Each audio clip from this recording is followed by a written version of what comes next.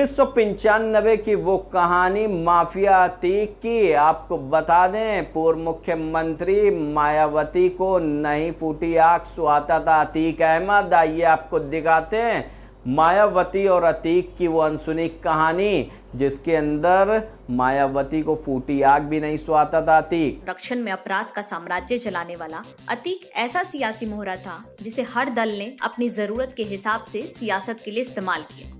हाल ऐसा है कि अतीक की मौत पर भी सियासी दल अपना अपना नफा नुकसान नाप रहे हैं। माफिया डॉन से माननीय बने अतीक अहमद की कभी भी बहुजन समाज पार्टी यानी बसपा सुप्रीमो मायावती से नहीं बनी। इसके पीछे दो बड़ी वजह बताई जाती हैं।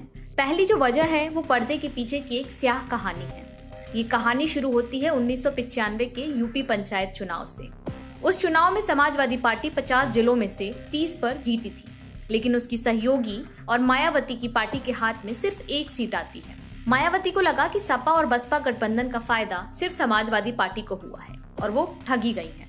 इससे पहले के सियासी कदमों पर नजर डालें तो बाबरी विध्वंस के बाद 1993 के विधानसभा चुनाव में राम मंदिर आंदोलन की बीजेपी के चुनावी और राजनीतिक दांव की काट के लिए काशीराम और मुलायम सिंह यादव ने हाथ मिला लिया था। 422 सदस्यों वाली तब की यूपी विधानसभा में सपा को 256 सीटों पर उम्मीदवार मिले थे, जिसमें से वो 109 सीटें जीत गई थी। बसपा ने 164 पर अपने प्रत्याशी उतारे थे, जिसमें से वो करीब 65 से ज्यादा सीटें जीती थी। इसके बाद गठबंधन की सरकार में मुलायम सिंह यादव मुख्यमंत्री बनाए गए। अतीक ने इस चुनाव में भी इलाहाबाद पश्चिमी सीट से निर्दलीय प्रत्याशी के तौर पर जीत दर्ज की थी, लेकिन उसकी नजदीकियां मुलायम सिंह से बढ़ रही थी। उधर 1995 आते आते दोनों दल यानी सपा और बसपा के बीच करवाहट बढ़ने लगी। पंचायत चुनाव के बाद मायावती ने करीब करीब सियासी गठबंधन तोड़ने का मन बना लिया था, लेकिन इसकी भनक समाजवादी पार्टी को लग गई। 1 जून 1995 को मुलायम सिंह को यह खबर लगी कि बसपा समर्थन वापस लेकर बीजेपी के सहयोग से सरकार बनाने का दावा पेश करने के लिए गवर्नर मोतीलाल वोरा से मिलने वाली है। सियासी मैदान में कुश्तीबाज मुलायम ने तब बसपा के प्रदेश अध्यक्ष समेत 15 विधायकों को अपने पाले में कर लिया था। इसके अगले दिन यानी 2 जून 1995 को मायावती ने लखनऊ के मीराबाई स्टेट गेस्ट हाउस में बसपा विधायकों और सांसदों की एक बैठक बुलाई थी। मायावती अभी बैठक कर ही रही थी कि कथित तौर पर समाजवादी पार्टी के करीब 200 कार्यकर्ता और विधायक गेस्ट हाउस पहुंच गए थे।